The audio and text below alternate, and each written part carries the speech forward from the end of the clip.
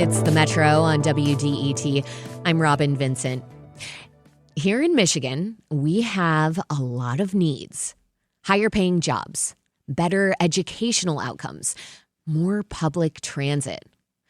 Above all, we need more people. Here's what's actually at stake, even if your corner of the state feels full. When Michigan doesn't grow, it shrinks in the ways that count. We've lost a seat in Congress after every census since 1970.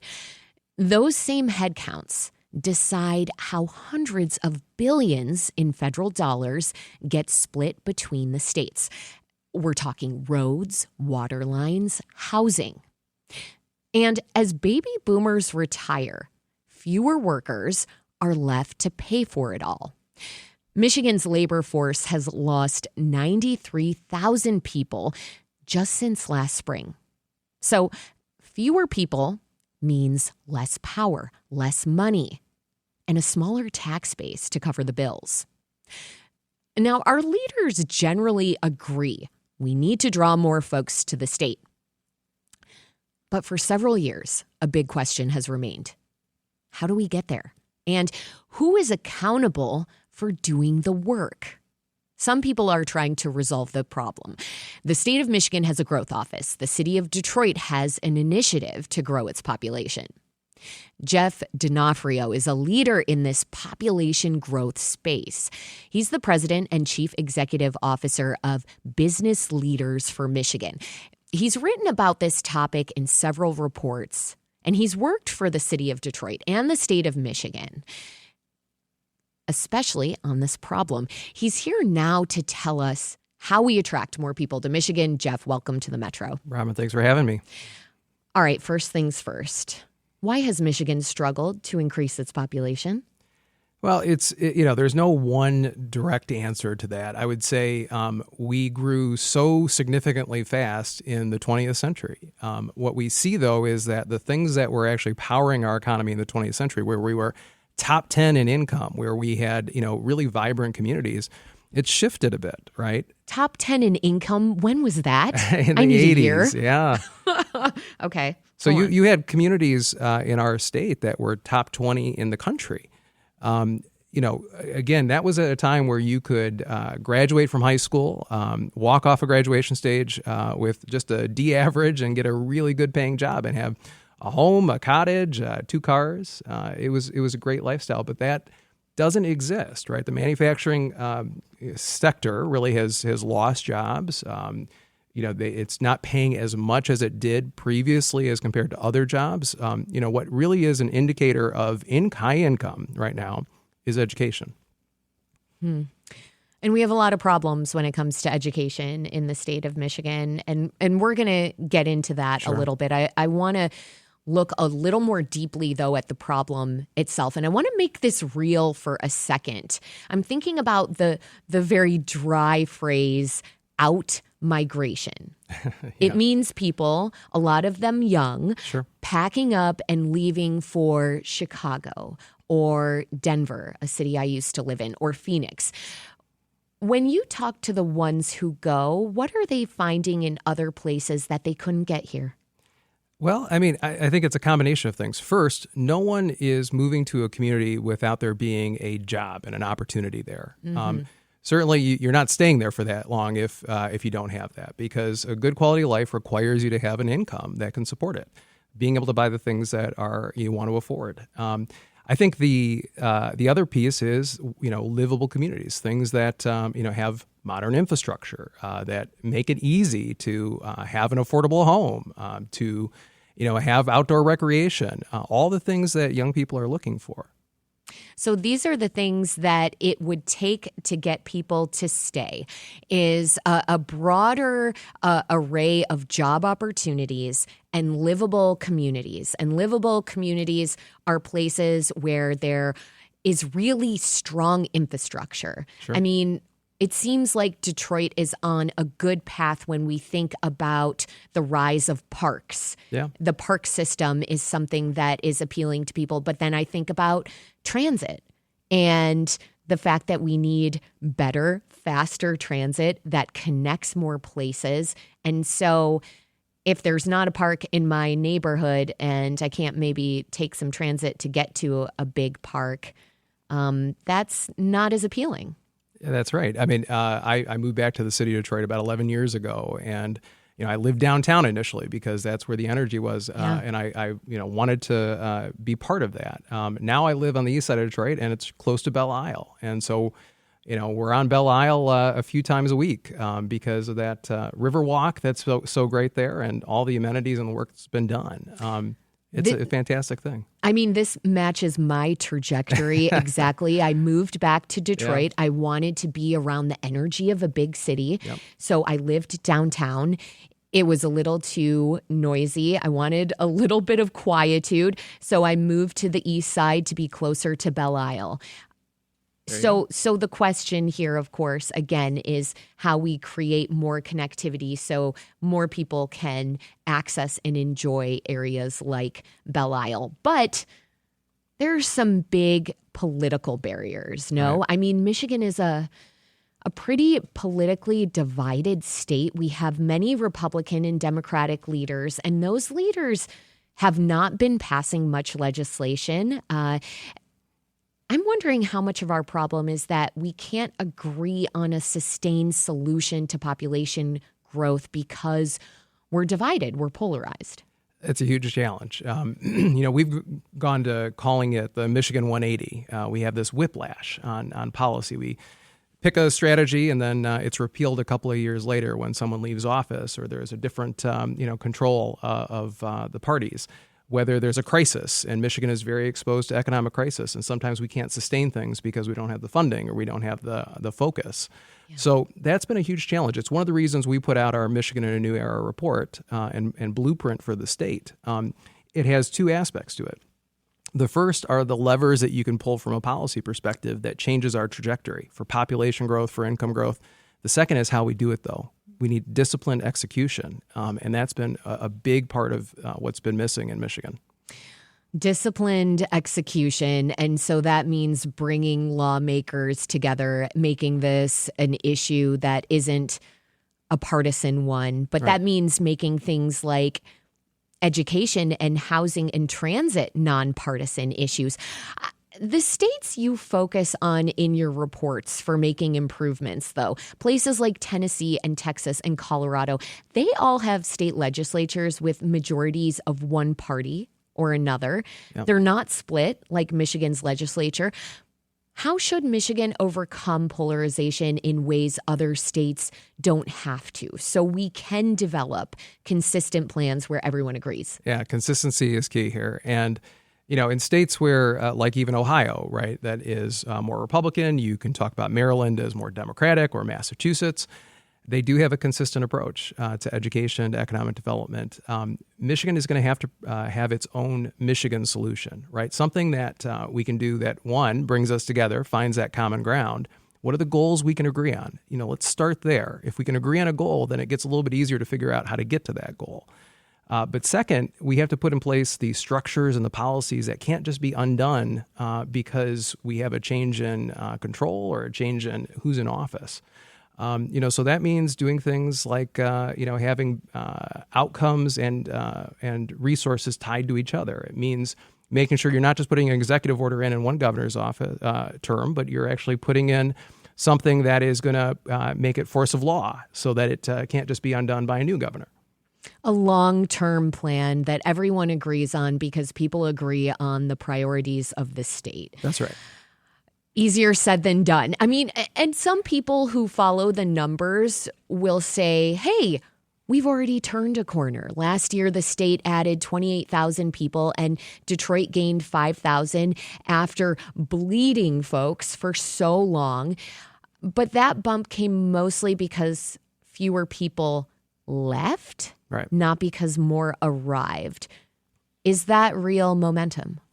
It is momentum, but we have to not mistake 1 year or a couple years worth of progress, which is good for the type of progress we're going to need over time to make it back to being a top 10 state, to make it back to being a top 20 state.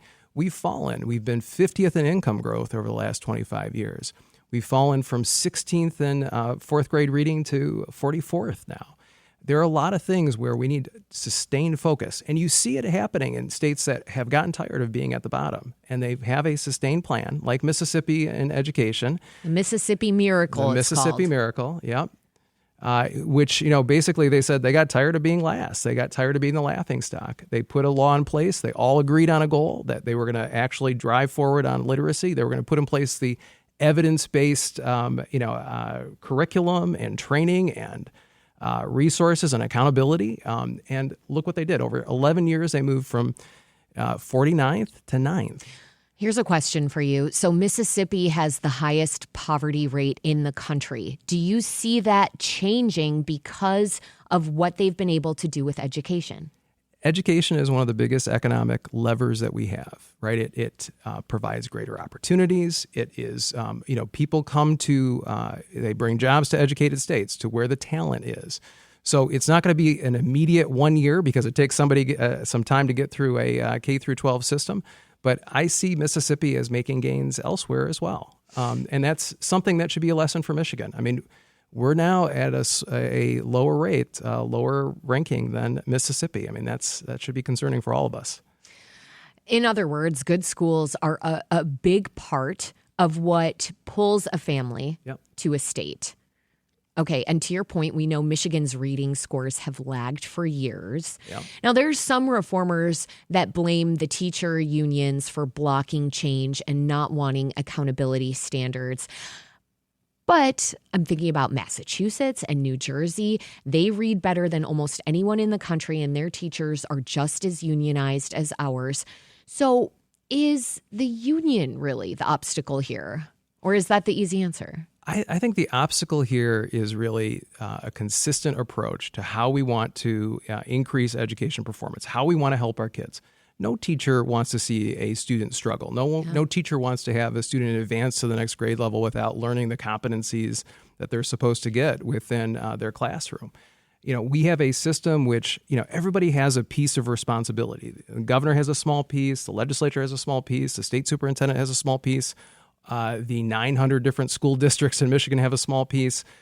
So when everyone has a small bit of responsibility, no one is really in charge, and it's really hard to drive the system forward. So the system is not set up for us to make this change. And again, we go back to what worked in the 20th century for us, because this education system did really well for us in the 20th century. It's not necessarily working for us today. So we have to reinvent. Okay, now give me an example, if you would, as briefly as you Sure. can, about what it means to reinvent. Well, let's talk about a high school diploma. What should that represent? Right now, it's seat time. You've been in your chair for long enough, and you've been exposed to certain subjects. It doesn't mean you've mastered any skill. You have any competency coming out of that. That's a low standard.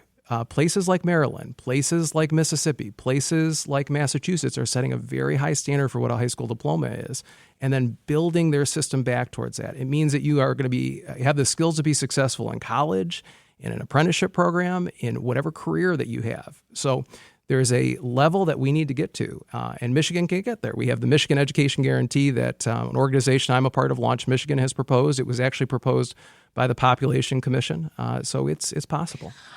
Are you saying then that the curriculum in high school needs to be stronger? It needs to be more challenging? I mean, what does that look like exactly?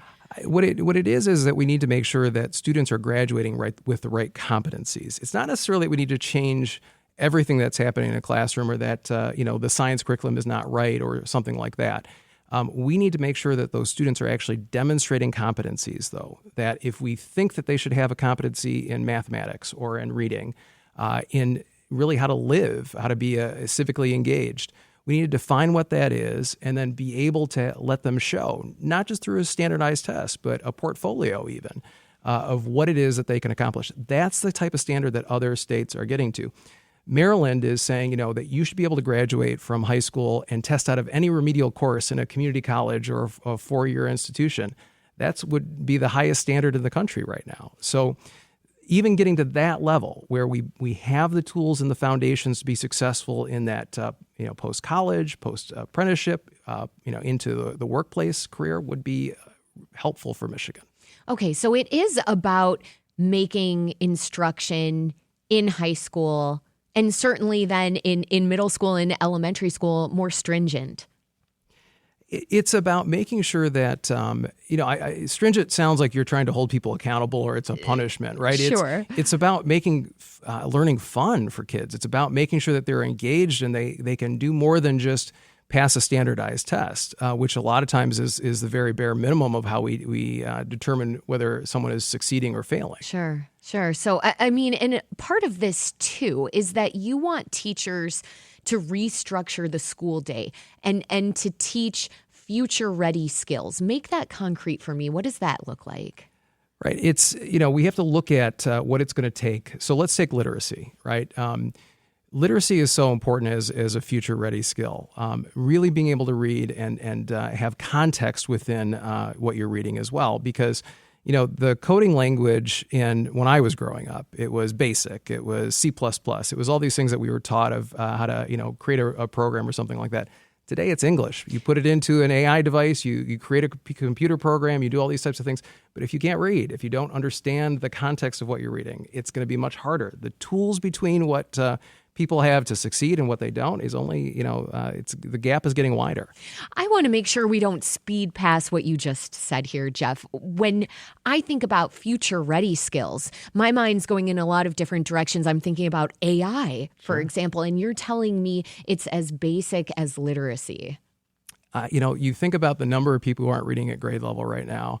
And certainly the people who are graduating from high school and have to go into remedial courses, whether that's math or reading or something else, they're going to be challenged compared to their peers on using AI and other technologies that are going to be essential. We don't know exactly how this is going to play out, right, in the workplace or in regular life, but it's becoming more and more prevalent. And so, again, the gap between those who have those skills and those tools and those who don't is just going to get wider. And in terms of income, that's going to get wider, too. And you want state residents to take these high school diplomas and go and obtain higher education degrees.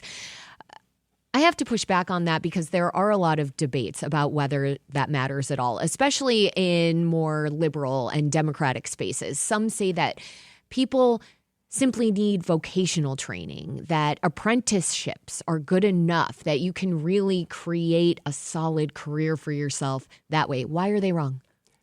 Well, first off, I would say it's an all of the above approach, right? We created the 60 by 30 initiative, right, that said 60% of our adult population by 2030 has to have a post-secondary credential. That could be an apprenticeship. That could be a community college associate's degree. It could be a bachelor's degree or higher. We did that when I was at the state working for Governor Whitmer. It's essential because the highest correlation between high incomes and a factor is education. When you have a bachelor's degree, you are less resilient to recession. You have greater opportunity and options within your career pathway, and you have higher incomes. It's true at every level of education beyond high school. So we have to make sure that kids are able to access those things. We've done great work on creating programs like the Reconnect program that gives you a tuition-free path to a community college, the Michigan Achievement Scholarship. In Detroit here, where we both live, you have the Detroit Promise, which if you graduate from a Detroit high school, you get completely free college tuition. Right. And unfortunately, not enough young people even know about this program. That's right. So it is, in your eyes, about keeping all of the doors more open. Yep. I want to think about how this is working out in another state. In one of your reports on population growth, you emphasize Colorado's efforts to create a highly educated population. What did they do to get there? Well, they attracted a lot of highly educated individuals to their state. And that was partially because they invested and had a strategy about creating high-wage jobs. And you had this flywheel effect, right? That virtuous cycle of the high-wage jobs attracted more educated individuals, and more educated individuals attracted more high-wage jobs and companies. So Michigan has a distinction of we are the second highest state with the percentage of population who were born here. That means Michiganders love Michigan. They like to stay here. Yep. But it means we're not attracting enough people from outside of the state. So we've won it in the last couple of years of now we are positive in net migration, but not enough. And you mentioned in terms of how we improve education in Michigan that this is a broad effort, that it essentially takes a coalition. And that does have me wondering where we can pinpoint accountability for student success. Is it teachers? Is it schools? Is it our legislature, our governor? I mean, who's ultimately responsible for student reading scores improving and for them ultimately getting a higher education degree?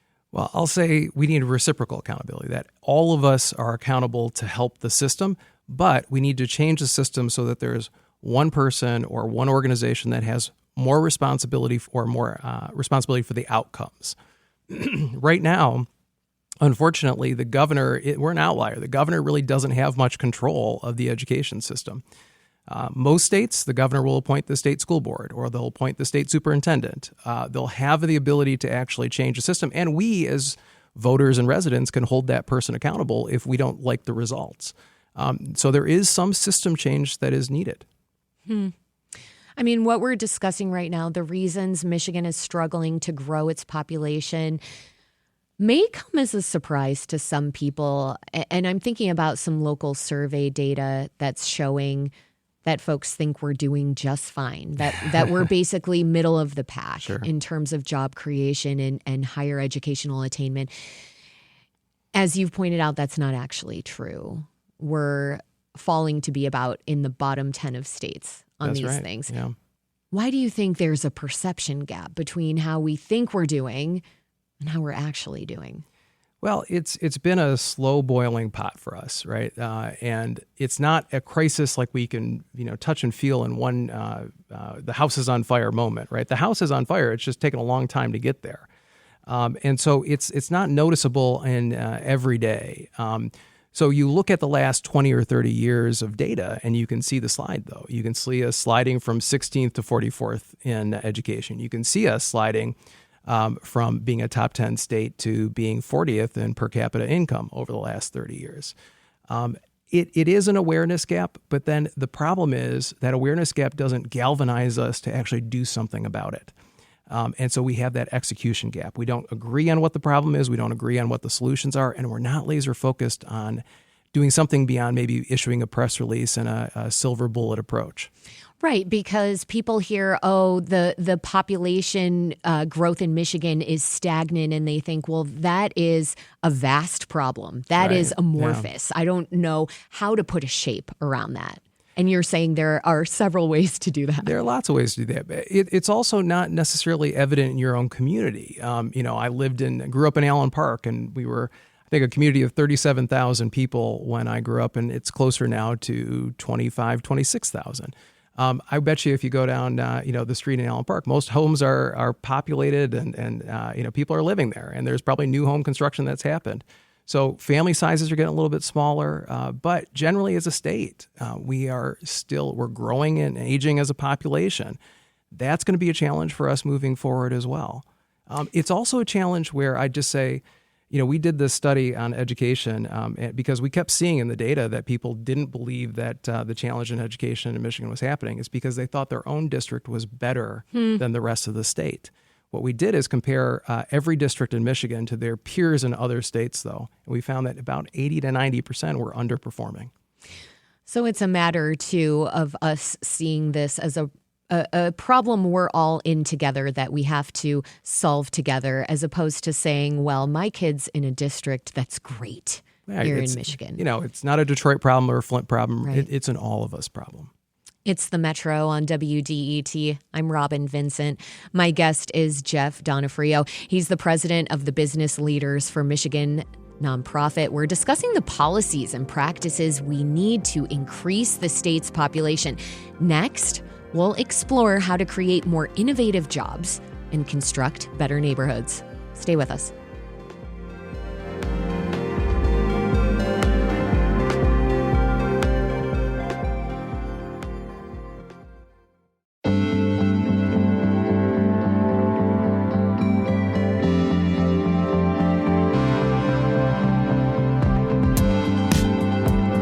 It's the Metro on WDET. I'm Robin Vincent. I'm joined by Jeff Donofrio. He's the president and chief executive officer of Business Leaders for Michigan. We're talking about how Michigan can attract more people and why it matters. Our headcount is what keeps our seats in Congress and our share of hundreds of billions in federal dollars. It's also what decides whether there are enough working age people to fill the jobs and pay for the schools and roads as baby boomers retire. And right now, we're barely holding the line. Now, Jeff's got ideas to change that. And one theme that's threaded throughout this conversation, Jeff, is I think the importance of cities. Yeah. I mean, we're in Detroit, so we have a special focus here. Sure. I'm wondering, should we really just be focusing on bringing more people to our bigger cities, places like Grand Rapids and Warren and Ann Arbor, because it'll be easier to pick up on the momentum that already exists in those places? Well, I think, people move to cities for a reason. They're population magnets for a reason. And certainly we want to help them be more successful at attracting, retaining, and growing. But it's not just about, having more people move to your community. It's about having those jobs that are here. It's about allowing entrepreneurs to be entrepreneurial, open up a business. We need to address a lot of things to make that happen, though. What does that look like then? I mean, because this is one of your critiques that people starting businesses have a really tough time in Michigan doing that. Well, I think about my great-grandparents who came to Michigan from Italy. They opened up a restaurant that was in business for 80 years, and they just wanted to serve their customers. They didn't want to be a lobbyist or a lawyer to try to figure out how to get through bureaucratic systems. And it feels like there's a lot of friction that we put in that makes people have to put on those hats when they just want to, be able to open up their doors to their community. There's, I think, a story in Metro Times that said there's 77 steps to opening up a restaurant in Detroit. Oh, my gosh. You that think sounds about impossible. Now, I think Mayor Sheffield has really tried to take this on, but it applies to small businesses. It applies to housing. The cost of housing right now, $93,000 on an average new home, is just related to the bureaucratic hurdles and requirements that we put on that construction. I paid $100,000 for my first home in Allen Park. To think that that's completely out of reach now for a new home. Of. Yeah, absolutely. So there's lots of things that we're doing that they don't do anything to help us protect our communities or protect health or safety or environment. We should keep those protections in place, but they're just causing friction. They're causing people to be confused, to not understand what requirements or what permits they need, to have to add extra time and cost into projects. So in your eyes, it is about finding the happy medium here, about keeping the protections that ensure people's safety, that ensure that they can do business in an equitable way, for example, or access housing. But it's about removing maybe a dozen of those 70 steps or so, 77 right. steps. Yeah. Can you have somebody take an entrepreneur by the hand, a restaurateur, and say, hey, we're going to help walk you through this process. We know it might be complex. We're working on improving that system right now, but let's make sure that you have a person in your corner. It's about sort of going from this, culture of gatekeeping to really problem solving. We want to say yes. We want to protect health. We want to protect safety. We want to protect environment. We want to make sure that those are all assured. But there's lots of ways. If you look at places like Pennsylvania, it's a good example. A state, Josh Shapiro has taken this on. They redid all of their permitting processes. They did all of their, licensing, regulatory issues. That's the governor. Josh Shapiro. Yeah. Okay. He redid that, and then he put a guarantee in place and said, if we miss our own deadline, if we set a deadline by when you should get a permit, and we miss that, we're going to refund you every dollar you paid for that permit. That's a culture change as well that Governor Shapiro put in place. And they've only had to issue 3 permit refunds during this whole period of time. Now, you compare that to Michigan, where at times in certain permits, we're missing 50% of their own deadlines that they're putting in place at the state. We've got to change that culture. And you say it's a culture of gatekeeping. Why? Right. Why are we gatekeepers here? Well, I think a lot of things were constructed, back in the day, there were real crises. I mean, rivers were on fire. There were a lot of abuses. And so we pulled a lot of emergency brakes, a couple generations ago. We've not been able to let those brakes off, though. And so the solutions of one generation have become the barriers or the hindrances of our work, our generation, what we need to move forward to grow. It doesn't mean that you sacrifice regulations that protect us. It means you work towards getting the barriers out of the way. You've worked for the government quite a bit. Do you think that this means giving government workers more latitude? Do we tie the government's hands too much? I think more latitude, more capacity, more training. One of the things when I was at the city of Detroit that I had my leadership teams go through was Greenbelt training. Lean team. How do you make a process more efficient? Over time, things, you have this kind of mission creep where you add one thing, you add another thing. Sometimes a thing is put in and we don't even know why it was put in the first place, or the reason it was a rule or requirement was put in has disappeared. And we don't go back and change the system to get rid of those hindrances, those impediments. And it makes things very inefficient. Whether it's a license that you're trying to get to be a nurse, whether that's trying to open up a business, whether that's trying to construct housing or infrastructure. All right. So you want to see us as Michiganders interrogating more of the ways that we do things, asking the question, why do we do it this way? Could there be a better way to do it? And that could mean removing some regulations while keeping key protections in place. That sounds good. But now I'm thinking about something that feels thornier, and that is how you create better, well-connected neighborhoods. This was something we touched on for a moment earlier. I mean, How do you make it easier to build housing, to create better transit so that more people will come here when infrastructure itself is so hard to change and you need the appetite of the people? If neighborhoods are disconnected, it's hard to connect them again. And so it's not just about easing regulations here, is it? It's not. I mean, it's about building density. Let's go back to that transit point you made earlier, which is, we want to be able to use transit to, go downtown to go shopping or get to a park or something else. When I was head of workforce development in the city of Detroit, we found that most Detroiters were commuting outside the city every day for their work. So it's just as essential to be able to get people to their actual employment and economic lifeline as well. I think building density in communities is something that is often overlooked. We need more high density housing, and a lot of times there are rules and regulations that prevent it. In Detroit, a good number of the lots that are empty right now that had homes on them in the past that were torn down couldn't be built on today without a variance because we've changed the rules. We've done things that make it impossible to build on these lots. I mean, I'm living in the North End right now, and across from me is an empty lot. And I often stare at that lot, Jeff, and I think it would be nice to have a neighbor on the other side for many different reasons. I mean, for connecting with neighbors and for safety, and just it would probably look better than this empty lot. That's right. So I'm glad I'm not the only one who does that, looks at lots and thinks what could be there, right? And in Detroit in particular, in a lot of communities around Metro Detroit, there are those opportunities, infill opportunities. The infrastructure is built out. We have the water. We have the roads. There is absolutely an ability to build density and the communities we want. People often complain about, well, gosh, we don't have the housing or shopping options that we want.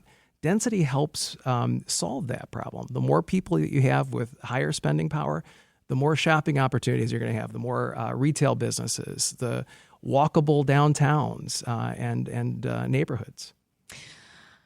Okay, we have to end on this notion of how fast you think this needs to happen. I mean, you're someone who wants to increase the state population. When will you be satisfied with our growth? What's the number you're looking for?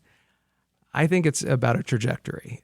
So the answer is the work is never over, right? Which is great because it means we all have work to do no matter where we are. But it's quick wins and it's a sustained strategy. It's a long-term strategy to help Michigan grow. Our plan, Michigan in a New Era, you can go to michiganinanewera.com and find it, has 3 of those major strategies. But it's also about us coming together and saying, For the state's trajectory, we want higher incomes. We want greater population. We want more educated students and greater opportunities for our kids.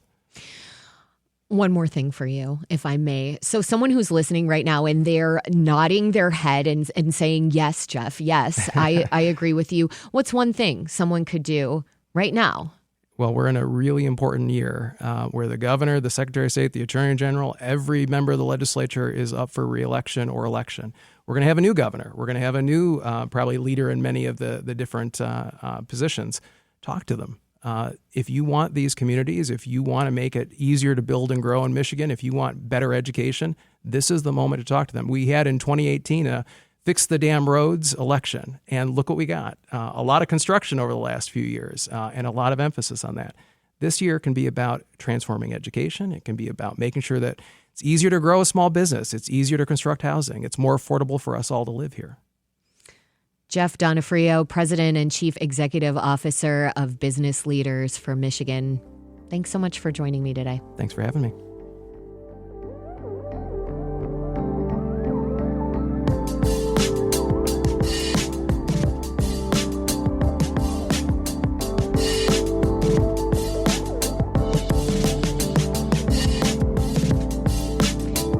It's the Metro on WDET. I'm Robin Vincent. Coming up, an Ebola outbreak is spreading through Central Africa, and the World Health Organization has declared a global emergency.